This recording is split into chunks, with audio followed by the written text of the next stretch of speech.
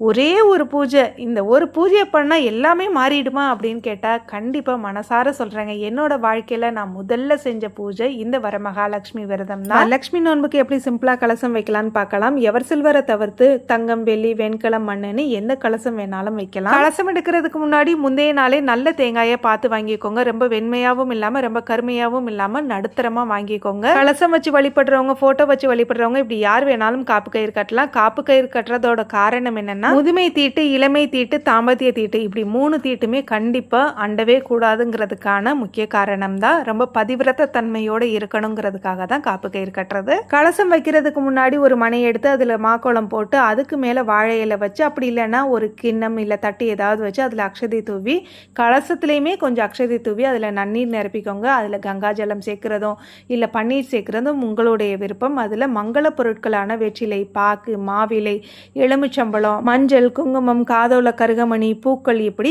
எல்லாத்தையுமே உங்களுக்கு தேவைப்படுற அளவுக்கு போட்டுக்கலாம். 11 காயின், அப்படி இல்லைன்னா 3 பித்தளை காயின் போட்டுக்கலாம். புதுசாக போடணும்னு அவசியம் இல்லை. வருஷம் நான் எந்த காயின் போடுறேனோ அதை தான் இந்த வருஷமும் பயன்படுத்துகிறேன்.